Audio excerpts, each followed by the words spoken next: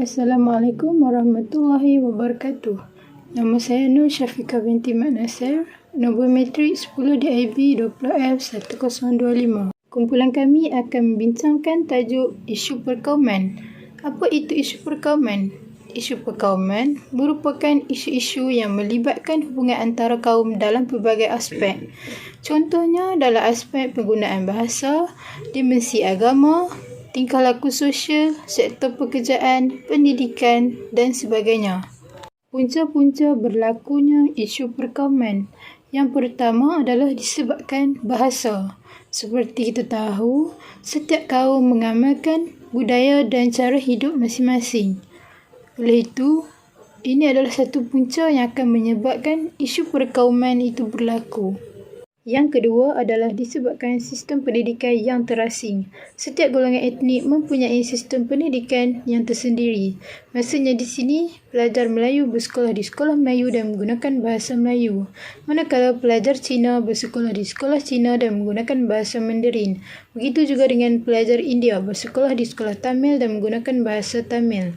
Ini menunjukkan sistem persekolahan yang memisahkan pelajar mengikut bahasa ibunda mereka dan perbezaan etnik. Ini kurang memainkan peranan yang berkesan bagi memupuk integrasi dan persefahaman dalam kalangan pelajar. Yang ketiga adalah disebabkan kurangnya interaksi antara kaum. Secara umumnya, sesuatu kaum lebih cenderung untuk bergaul dan berkawan dengan orang dari kaum mereka sendiri. Yang terakhir adalah propaganda perkauman di media sosial. Pembangunan media sosial sejak kebelakangan ini memberi kesan kurang sihat terhadap perpaduan negara. Walaupun media sosial menjadi saluran alternatif maklumat dalam mempromosikan nilai demokratik, malah ramai pengguna kurang berhati-hati apabila melemparkan sebarang tuduhan, terutamanya tuduhan yang melibatkan sesuatu kaum. Assalamualaikum warahmatullahi wabarakatuh. Nama saya Nur Fatini binti Muhammad Fazli. Nombor kad menteri saya 10 DIB 20F1032. Pada hari ini saya ingin membincangkan tentang kesan-kesan yang berlaku apabila munculnya isu perkauman. Kesan yang pertama ialah akan menyebabkan kerosakan harta benda. Seperti yang kita sedia maklum, seperti tragedi pemindahan kuil Seri Mariaman yang berlaku di Subang Jaya pada tahun 2018. Sebanyak 18 buah kenderaan telah terbakar dalam rusuhan ini. Kebanyakan harta benda yang rosak ialah harta benda awam. Hal ini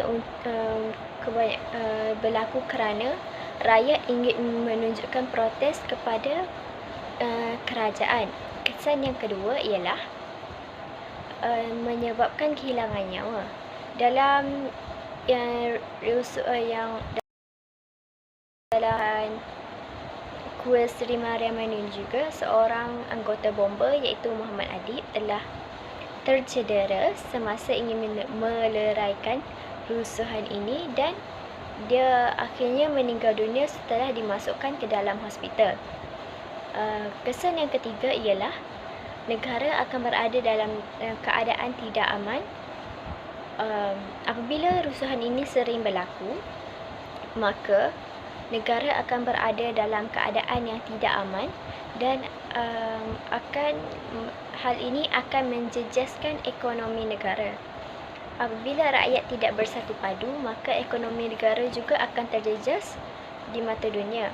Oleh itu, semua pihak haruslah bekerjasama dan saling tolong-menolong agar isu perkauman ini tidak timbul dan negara akan berada dalam keadaan aman, harmonis. Itu sahaja dari saya. Sekian, terima kasih. Assalamualaikum warahmatullahi taala wabarakatuh. Nama saya Muhammad Nusrullah bin Harudin dari kelas DIB Jobi dan nombor matrik saya ialah 10 DIB 20 F1024.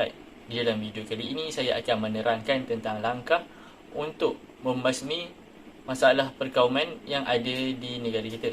Yang pertama ialah kita mestilah membasmi isu kemiskinan, tidak kira perbezaan daripada etnik ataupun kaum. hal yang ingin saya terangkan di sini ialah sebagai contoh, jika kaum Melayu dipandang miskin oleh kaum Cina, maka akan terjadinya satu perkara yang tidak elok di antara kaum yang ada di Malaysia ini. Jadi isu kemiskinan ini mestilah dibasmi supaya kesamarataan pandangan oleh kaum-kaum di negara ini akan menjadi lebih baik. Maka tidak akan ada masalah di antara kaum-kaum di negara ini. Dengan ini, semua kaum-kaum yang ada di negara kita akan hormat antara satu sama lain dan tidak memandang rendah terhadap kelemahan ataupun kekurangan yang ada pada sesuatu kaum yang lain. Dengan adanya sistem pendidikan ini, maka rakyat-rakyat di negara kita akan belajar tentang cara-cara untuk menghormati antara satu kaum dengan kaum yang lain, dan juga dapat mengetahui tentang cara-cara untuk merapatkan hubungan di antara kaum supaya tidak berlakunya isu-isu perkauman dan juga tidak berlakunya masalah perkauman di negara kita. Dan seterusnya, iaitu yang terakhir daripada saya, iaitu saya akan memberikan satu cadangan, iaitu langkah untuk mengatasi isu perkauman ini ialah dengan membuat satu kempen yang melibatkan semua kaum, dan dalam kempen itu akan menerangkan tentang cara-cara ataupun adab-adab kepribadian untuk kita menjaga hubungan di antara kaum supaya tidak berlakunya perbalahan. Dan dari situ kita akan menerima ilmu dan membuka minda kita supaya menghormati di antara kaum dengan kaum yang lain, agar tidak berlakunya masalah di negara kita yang akan menyebabkan negara kita akan dipandang rendah oleh negara lain. Sekian saja dari saya untuk video kali ini. Terima kasih. Assalamualaikum warahmatullahi wabarakatuh. Nama saya Nurul Najib Zamri, nama matrik 10 DIP 20F1033.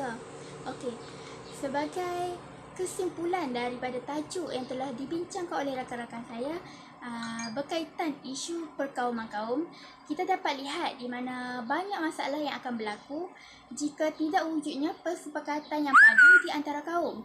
Okey, sejak negara kita mencapai kemerdekaan pada berpuluh-puluh tahun yang lalu, banyak cabaran dan dugaan yang dilalui oleh negara, dan yang paling utama di antaranya adalah mewujudkan perpaduan di kalangan kaum.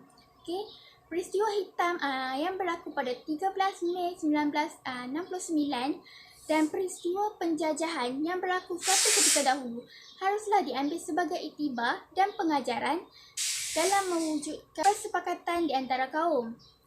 Perpaduan dan integrasi pula amat penting dalam mewujudkan kestabilan politik dan ke arah pembangunan yang lebih pesat tanpa sebarang gangguan. Oleh itu, semua masyarakat haruslah berganding bahu dalam mewujudkan negara yang harmoni seperti Malaysia Truly Asia. Okey, itu sahaja daripada saya. Sekian, terima kasih.